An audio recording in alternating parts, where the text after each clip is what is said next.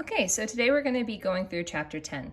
So this first kind of round, we're going to go through really how it goes in the book, and then we're going to kind of make sure that we're covering what's in the lectures. So chapter 10, we're talking about the citrate cycle, and we are also talking about redox metabolism and all kinds of stuff, and we'll get into all of that.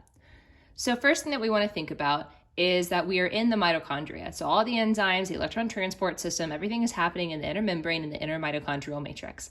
And within the inner mitochondrial matrix, you also have pyruvate going to acetyl-CoA by pyruvate dehydrogenase. So that's happening here. And this is super important because this acetyl-CoA is needed in order to fuel our citrate cycle. So our little mitochondria is asking, how do I get that? Well, you get those candy through glycolysis, but you can also get them from amino acid catabolism as well as acetyl-CoA by fatty acid oxidation. So now he gets to enjoy his candy.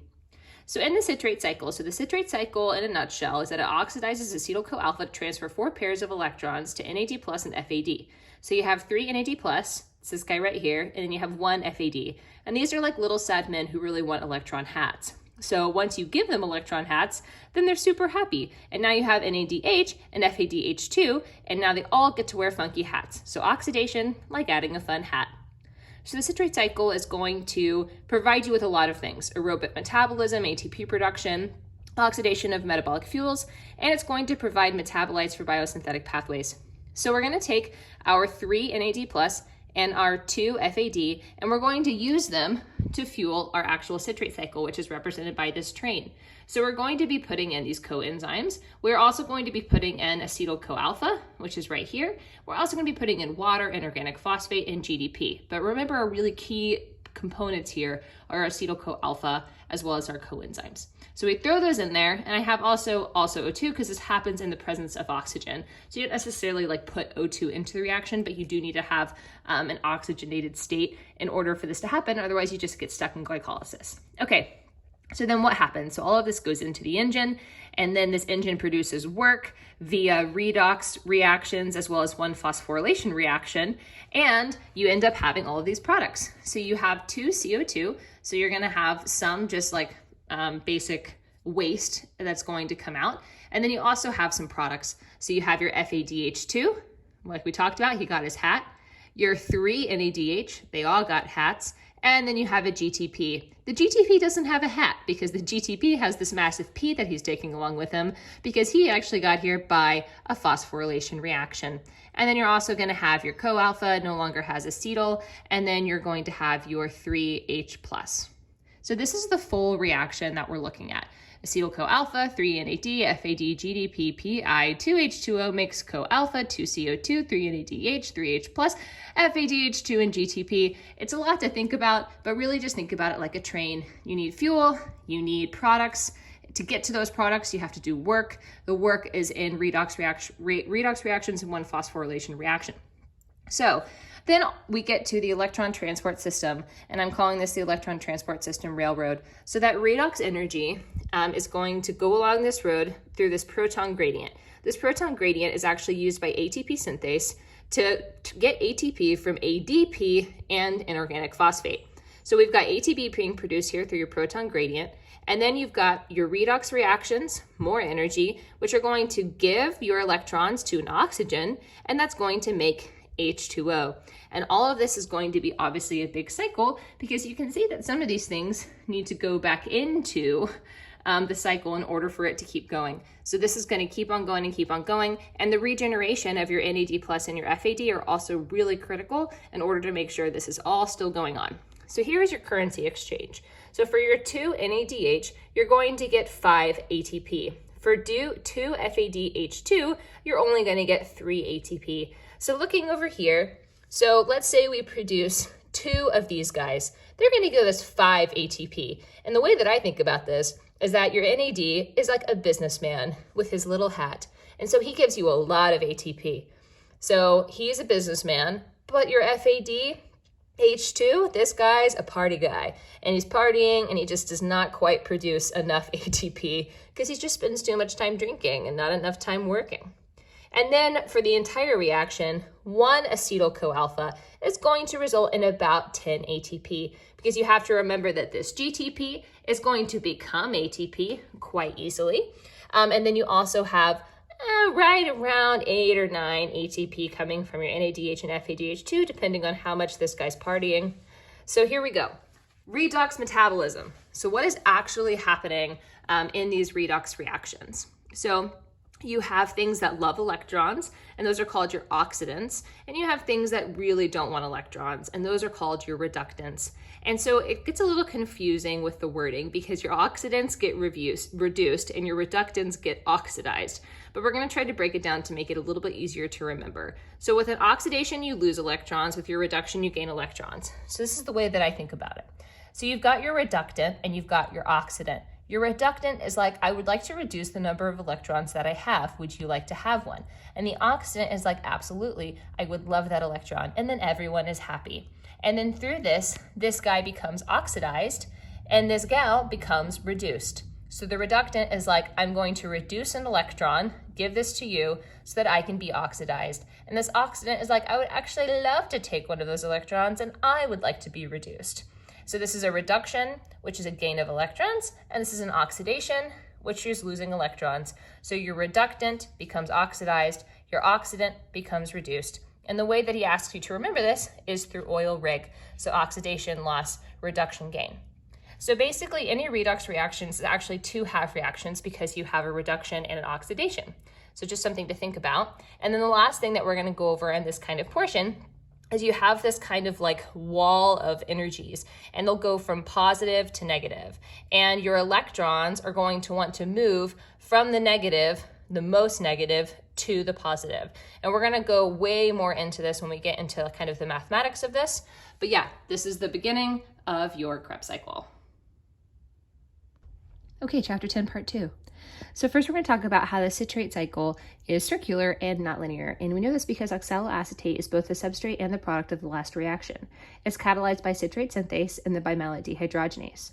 Oxaloacetate has to be regenerated by citrate after each turn of the cycle. Your pyruvate dehydrogenase and your pyruvate carboxylase are going to control the flow of acetyl-CoA and oxaloacetate respectively. We're going to get into a little bit more of this mechanism of action, but it's good to remember. Pyruvate dehydrogenase is going to control the flow of acetyl-CoA. Your pyruvate carboxylase is going to control the flow of oxaloacetate. So here we go into enzymes at a glance. So your pyruvate dehydrogenase regulates the flux of acetyl-CoA, just as we've said. It requires 5 coenzymes. It's going to be activated by your NAD+, your CoA, and your calcium, and it's going to be inhibited by acetyl-CoA, ATP, and NADH. So you're going to find some similarities in what activates and what inhibits these different enzymes. But your pyruvate dehydrogenase is kind of on its own in terms of things that can be consistent, which we'll go through in just a second. So your pyruvate dehydrogenase really is just best to memorize on its own. Activated NAD+, CoA, calcium, and it's going to be inhibited by acetyl-CoA, ATP, and NADH. If you think of pyruvate dehydrogenase as controlling the flow of acetyl-CoA, okay, well, it's going to be inhibited when there's acetyl-CoA. It's going to be activated when you have just CoA. And then the same thing as you'll see like this kind of flip between NADH and NAD+, as well as your ATP, your calcium, things like that will often be seen on opposite sides. So your citrate synthase. So your citrate synthase is what actually catalyzes the first reaction, and it's inhibited by citrate, shocking, and it also is inhibited by succinyl, coenzyme A, NADH, and ATP. We'll get into some of the similarities here in a second. Then you have your isocitrate dehydrogenase. So this actually catalyzes oxidative decarboxylation of isocitrate by transferring 2 electrons to NAD+ to form NADH, and it releases CO2 in the process. So you'll see that 2 electrons, NAD+ becomes NADH, and then you've got CO2 as your little released group. So this is going to be activated by ADP and calcium and inhibited by NADH and ATP. And again, the last one, you have alpha-ketoglutarate dehydrogenase. So this is really similar to pyruvate dehydrogenase. It's the same 5 coenzymes. It's going to also produce CO2, NADH, and succinyl-CoA. And then it's going to be activated by calcium and AMP and inhibited by NADH, succinyl-CoAlpha, and ATP. So let's talk about some of the similarities to how we can remember what each of these really important enzymes is activated and inhibited by throughout your citrate cycle. So pretty much along every single one of these enzymes, with the exception of the pyruvate dehydrogenase, your NADH and your ATP are going to be inhibitors. So unless your pyruvate dehydrogenase, you will be inhibited by NADH and ATP. Then you have this succinyl-CoAlpha, coenzyme A, same, with your citrate synthase and your alpha-ketoglutarate. Those are both going to be inhibitors as well. You'll notice that with isocitrate dehydrogenase, it doesn't make it on the list of inhibitors or activators. So if you see succinyl-CoAlpha, you're probably going to be inhibiting. So you're inhibiting either citrate synthase or alpha-ketoglutarate dehydrogenase. And then in terms of what you see on the opposing side of that, you have calcium happen a couple times as things that are going to be activating. So you have that in your pyruvate dehydrogenase, your isocitrate dehydrogenase, your alpha-ketoglutarate dehydrogenase. And you'll notice that any dehydrogenase on this enzyme list is going to be activated by calcium. So good thing to remember. You have a lot of things in here that are really specific to each enzyme, but if you think of really general ways to remember, okay, these are the things that most likely are inhibiting or most likely are activating, a lot of times that can help you get to the right answer. Awesome. So a little bit terminology here. So you have two different things. You have oxidoreductases and dehydrogenases. Your oxidoreductases are enzymes that catalyze biochemical redox reactions, and your dehydrogenases have the loss of one or more H plus proton in an oxidation reaction. So there is actually a difference between oxidoreductase and a dehydrogenase. And the difference is just in the loss of that proton in the oxidation reaction, one or more. And now we get into our favorite thing, which is math. Maybe not the most fun, but not too hard this time around. So your biochemical standard reduction potential, that's this E naught prime going on right here. So this is going to be measured in volts. It is the electron affinity of a redox pair. So greater affinity is going to be a positive biochemical standard reduction potential, and a lower affinity will show you a negative biochemical standard reduction potential. So you'll see a table like this, and you'll see a whole bunch of numbers, positive or negative. Just know that the stronger oxidants are at the top, and the stronger reductants are at the bottom. And you can remember this because it's in alphabetical order. O comes before R, so your oxidants are at the top, your reductants are at the bottom. So the way that this math is actually performed is you're going to have your biochemical standard reduction potential, and you're going to have that be your biochemical standard biochemical standard reduction potential, I can't talk, of the electron receptor minus the biochemical standard reduction potential of the electron donor. And then you're also going to have a delta G naught prime that's associated with this as well, where you're going to have the difference between the two biochemical standard reduction potentials. And just know that if that number is going to be positive or negative, is going to tell you whether it's going to be favorable. So if your delta E naught prime, which is the difference between your biochemical standard reduction potentials for your delta G naught prime reaction, is positive, then your delta G naught prime is going to be negative, which means that it's going to be favorable. So if you see a positive number here in your delta G naught prime reaction, you know it's going to be favorable. If you see a negative number here, you know it's not going to be favorable. And you get this by subtracting your acceptor and your donor from your acceptor specifically. So he gets into that a lot in the lectures and makes it a little bit easier to watch him do it. All right, so moving on into pyruvate, the most beautiful little dinosaur that we could ever really have. So pyruvate is actually super important. It has to be transported from the cytosol into the mitochondrial matrix before it can serve as a source of reducing power for the cell or as a precursor for glucose synthesis, as you can see right here. So our pyruvate has to go from the cytosol into the mitochondrial matrix. So here he goes from the cytosol into the mitochondrial matrix to be able to actually do things for the body. So he's going to need NAD+, FAD, CoAlpha, thiamine, phosphate, TPP, alpha lipoic acid or lipoamide. And all of these things are going to be super important, and they're all going to come from different, you guessed it, vitamins, with the exception of one. Your alpha lipoic acid or your lipoamide is actually not considered a vitamin. It's synthesized by plants and animals. But anyway, so most of these are coming from vitamins. So you have NAD+, which is niacin or vitamin B3. You have FAD, riboflavin or vitamin B2, CoAlpha, pantothenic acid or vitamin B5, TPP, which is thiamine or vitamin B1, and then obviously our alpha lipoic acid, which is not actually a vitamin. So this is actually a really important thing to kind of think about. I don't think whether you remember that it's B1, B2, B3, B5 is super important, but you can kind of develop little ways to remember these things. And then the two kind of conditions for the deficiencies are right here. So your deficiency of B3 is called pellagra, which is going to be a skin condition. And then you have your thiamine deficiency, which is going to be beriberi, which is essentially anorexia. So you'll see a lot of different things on here in the book and in the lectures for where and what vitamins these things are coming from.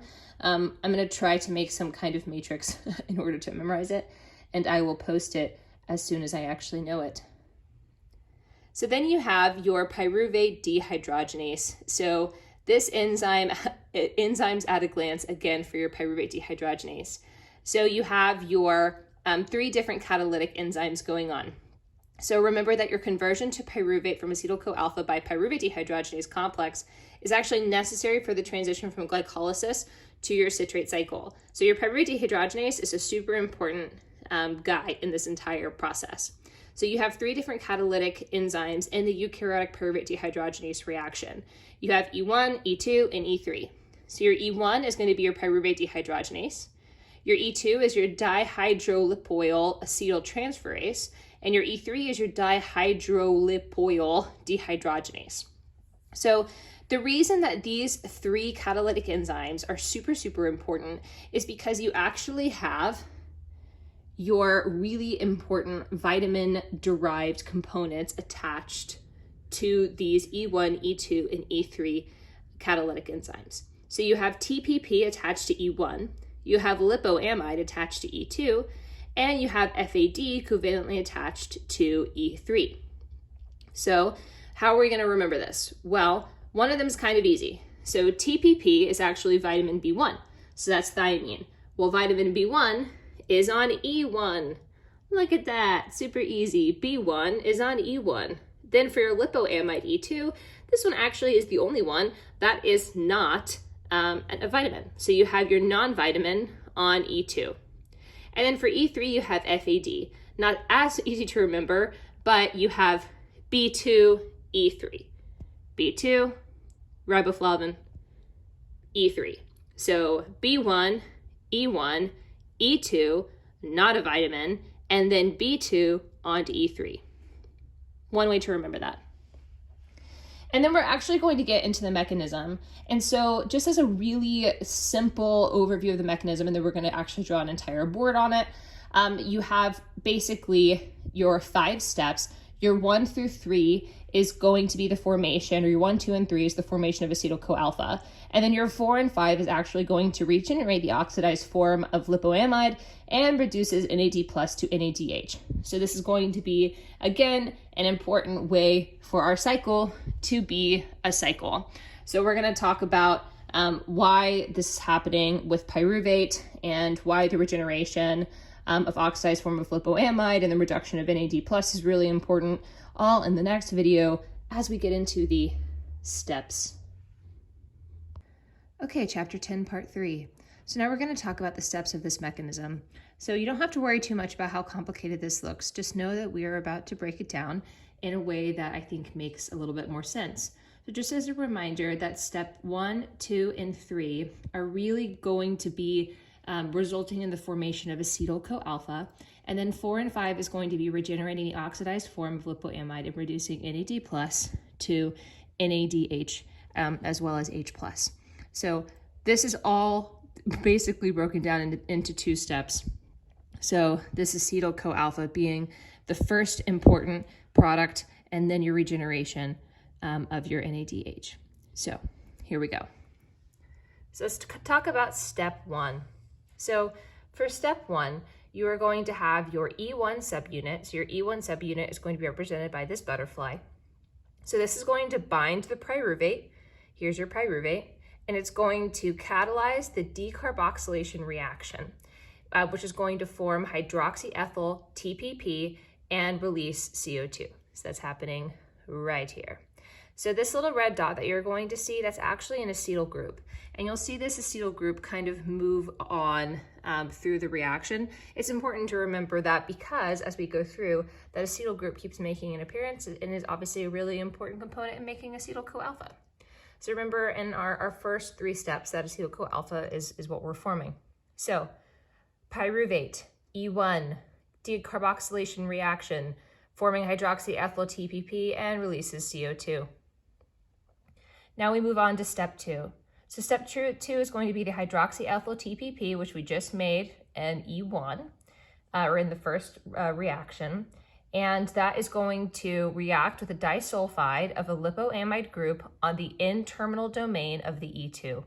So here is your E2, it's represented by this little caterpillar. So this lipoamide on the N-terminal domain, the reason that I'm mentioning the lipoamide is because it's actually going to be super, super important and is considered the catalytic workhorse of the catalytic machine.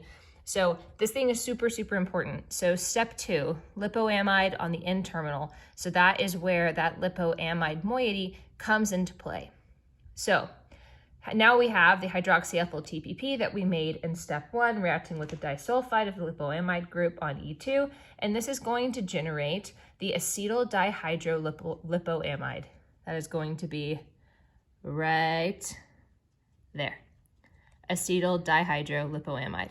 So remember, this is our acetyl group. So now our acetyl group has started with our pyruvate and it has made it down, and now it is with this dihydrolipoamide. So now we're moving on to 3. So for step 3, you have your E2 acetyl dihydrolipoamide, which we obviously just made. It's going to carry the acetyl group from the E1 catalytic site across the gap in the complex to the E2 catalytic site, where it reacts with CoA to yield acetyl-CoA and dihydrolipoamide.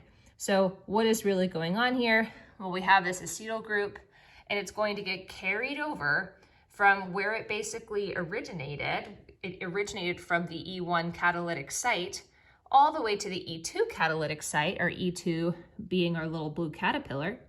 And it's going to react with acetyl DHLA. It's going to react with CoA to produce acetyl-CoA. So now we have the acetyl-CoA, which we wanted to produce of our first 3 steps. So we have the acetyl from the pyruvate to the catalytic site on E1. It's up here with that acetyl DHLA, which is just the acetyl dihydrolipoamide, and then it reacts with CoA to become acetyl-CoA. So now our acetyl group has made its full journey and has become acetyl-CoA, and our first 3 steps are basically complete. And then obviously you've also now made dihydrolipoamide because you've taken the acetyl group off of acetyl dihydrolipoamide. Cool. So now we move on to 4. So now we kind of get into like a lot more words, but don't worry, it's not actually too complicated.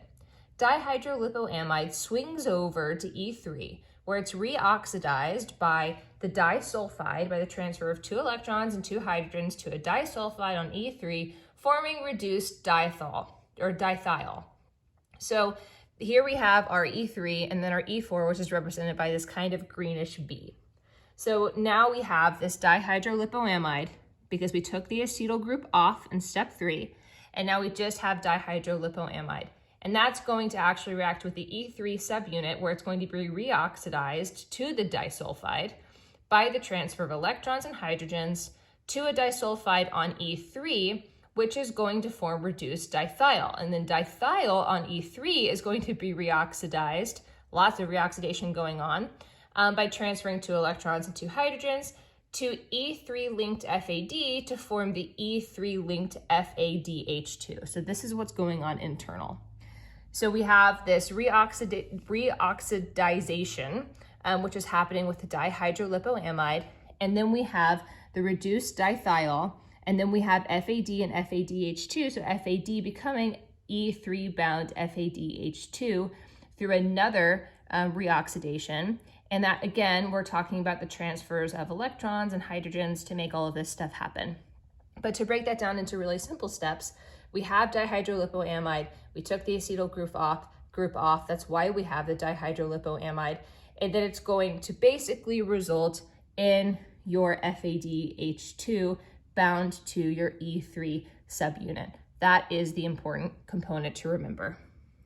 And then that means for your fifth step of this reaction and final step of this reaction, and remember, we're really wanting to talk about the regeneration of your NADH. So here now we are talking your E3-FADH2, which is going on right here. It's on your E3 subunit. This intermediate is going to be reoxidized in a coupled redox reaction that transfers 2 electrons to NAD plus to regenerate or produce NADH and H plus.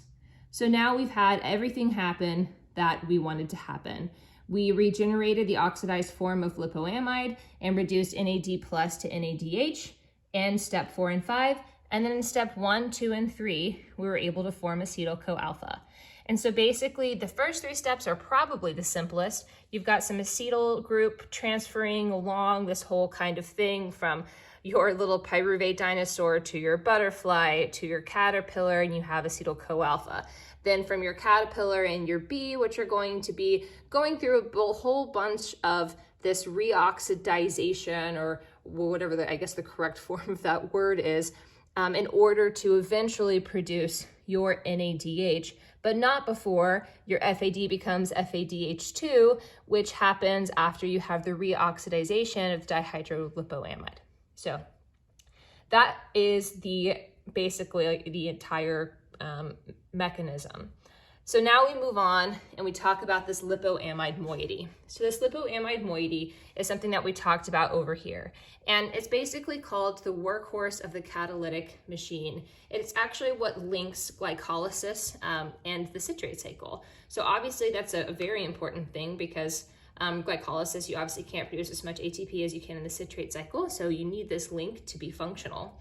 And so because this link is so important, something that would stop this link from really functioning would be very detrimental to our body. And that's going to be arsenic. So arsenic actually inhibits lipoamide coenzyme function, which means that link between glycolysis and the citrate cycle is essentially broken. So now your ATP production and your ability to oxidize is going to be limited. So now you have less energy going through your body, so on and so forth. So there is a ball, chain, pivot, and linker. It goes into kind of what each of those are in the book, but I think it's important to remember if you were to see something about those particular pieces of something, what are those a part of? Well, they're a part of the lipoamide moiety, which is the workhorse of the catalytic machine. And then lastly, we're going to now get into some of the pyruvate dehydrogenase, the way it's regulated, and the fates of acetyl-CoA. So we're going to start with just the fates of acetyl-CoA. So acetyl-CoA can be metabolized by the citrate cycle, where it will convert redox energy to ATP by oxidative phosphorylation, obviously a very important component of our body in making ATP. It can also store metabolic energy in the form of fatty acids, which are transported to adipose tissues as triglycerides, which is probably a word that you can recognize. And then you also have the potential metabolic fate of a building block for the synthesis of membrane lipids, cholesterol, and ketones. So those are the 3 metabolic fates of acetyl-CoA. And so now we are going to get into what is going on with pyruvate dehydrogenase and what is controlling that mechanism. So here we go. Okay, chapter 10, part 4. So pyruvate dehydrogenase is basically irreversible. And we say that because the physiologic concentrations of reactants and products really just can't overcome the biochemical standard free energy change. So the catalytic activity of the pyruvate dehydrogenase complex can be regulated by phosphorylation as well as some other things. So we're going to get into what's going on. So the phosphorylated form of pyruvate dehydrogenase is actually the inactive conformation, which is a good thing to remember. But we can also regulate pyruvate dehydrogenase by high NADH and NAD plus ratios, because NADH actually competes for NAD plus for binding to our E3 subunit, which is that little B, if you'll remember the last lecture, or little thing that we went over.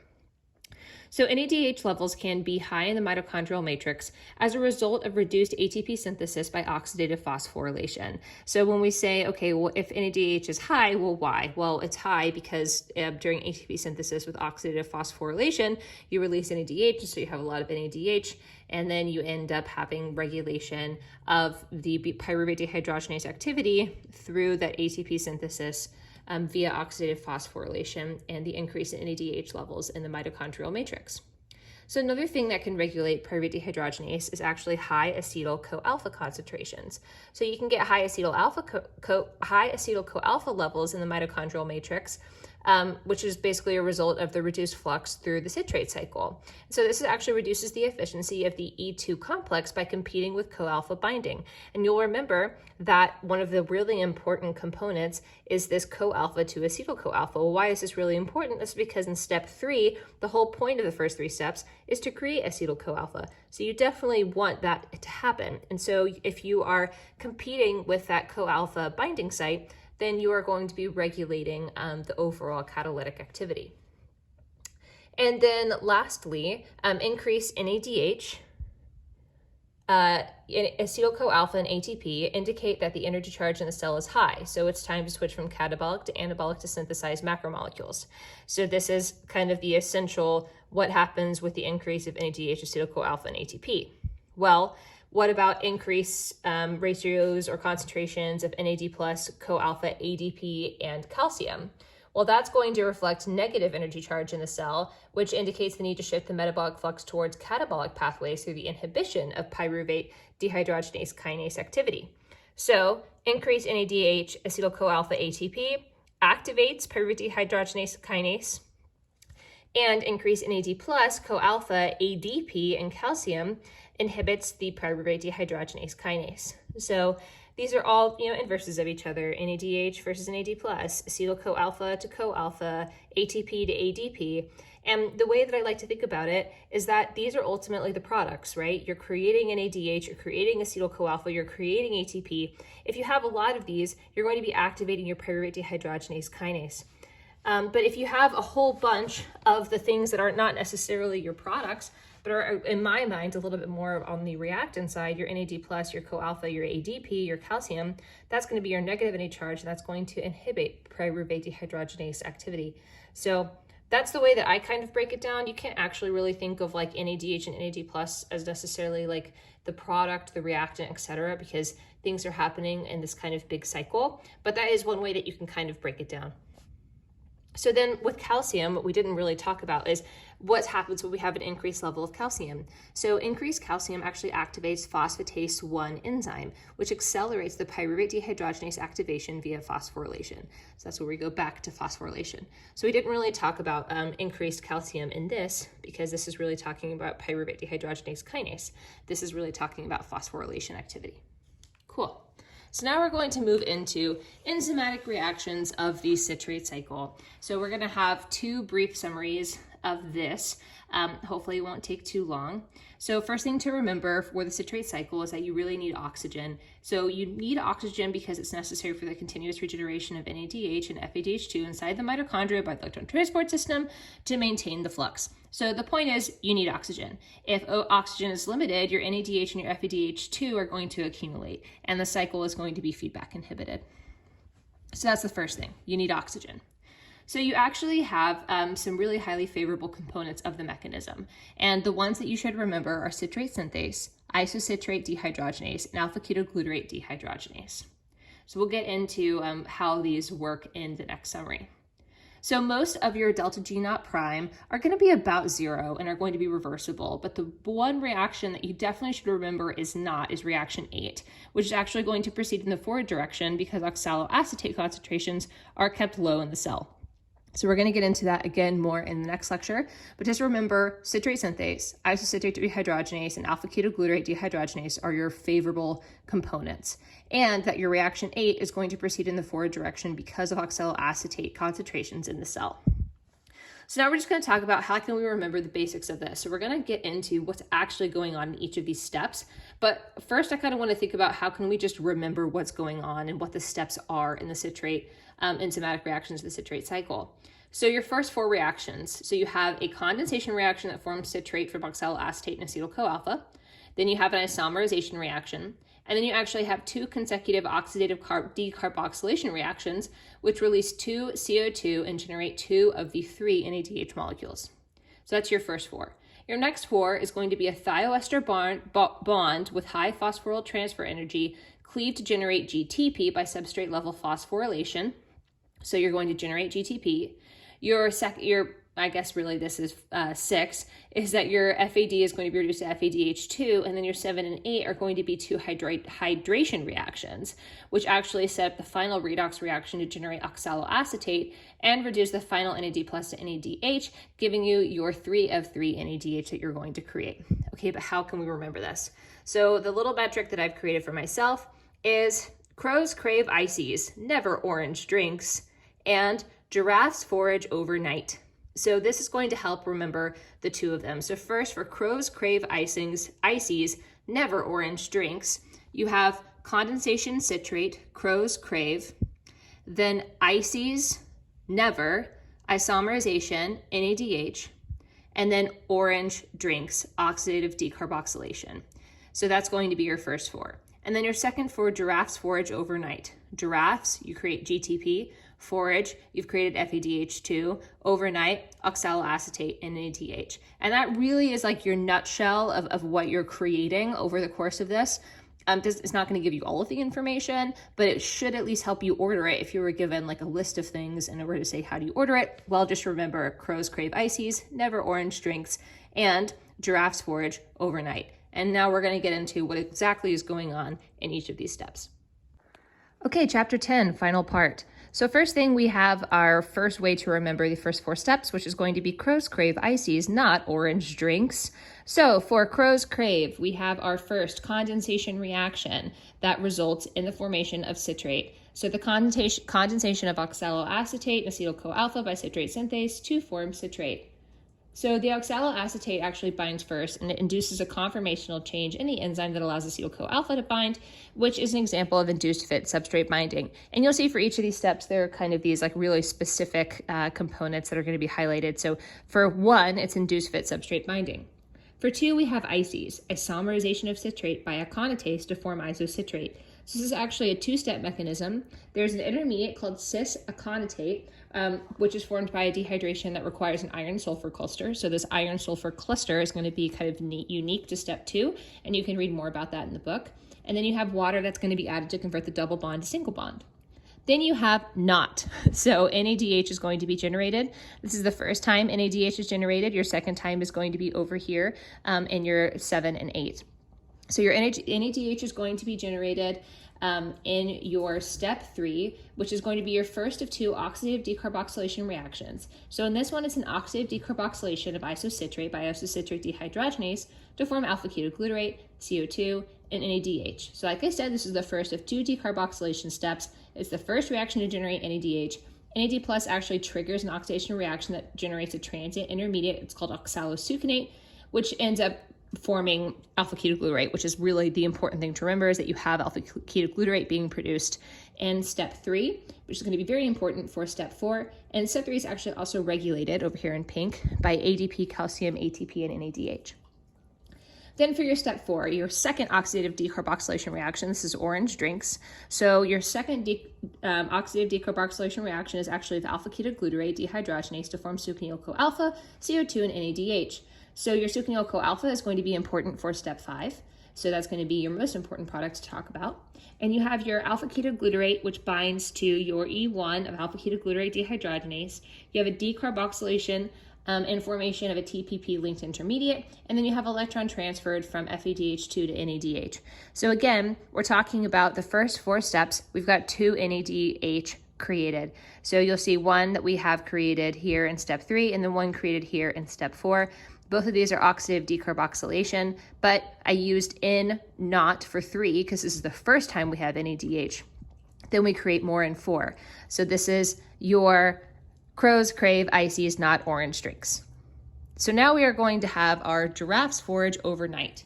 So step 5 is the conversion of succinyl-CoAlpha, which is one of the products of step 4, to succinate by succinyl-CoAlpha synthetase in a substrate-level phosphorylation reaction that generates GTP. So giraffes GTP. So phosphorylation is unique to step 5, an important one to remember. And you have some kind of separate things about step 5 that are interesting. For instance, you have like a high potential energy available in a thioester bond with the succinyl-CoAlpha that actually ends up having to create 2 separate high energy intermediates before it can actually be used to phosphorylate anything. Something to think about. So thioester bond, succinyl-CoAlpha, which is just interesting. And then you have your step 6, which is forage, which stands for FAD-FADH2, or if you want to, you can make that stand for fumarate. It's most of the F's going on in here. You don't really have a lot of other things starting with F except for in step 6. So you have the oxidation of succinate by succinate dehydrogenase to form fumarate. This actually links the citrate cycle to the electron transport system through the redox of FAD and FADH2. So up to you. I like to think that it stands for fumarate and FAD and FADH2. And obviously the linking of the citrate cycle to the electron transport system through the redox reactions is very important. And then your 7 and 8 is going to be overnight. So for 7, you actually have the hydration of fumarate to fumarase to form malate. So even though the O and the N really stand for oxaloacetate and NADH, it's still good to remember that 7 and 8 are kind of like, in a way, they're kind of talked about as like kind of one big step, but they're broken down into 2. So that overnight stands for the 2 products that you're creating in 7 and 8. You're creating oxaloacetate and NADH, but technically in 7, in order to create oxaloacetate and NADH, you first need to create malate, and then the oxidation of malate by malate dehydrogenase becomes oxaloacetate, but malate dehydrogenase is also able to reduce NAD+ to form NADH, and that is going to be your final NADH created, so you should have 3 total. So there you go. You have your giraffes forage overnight, and you have your crows crave ices, not orange drinks, and that is going to be your 8 steps to remember for chapter 10. All right, that is it.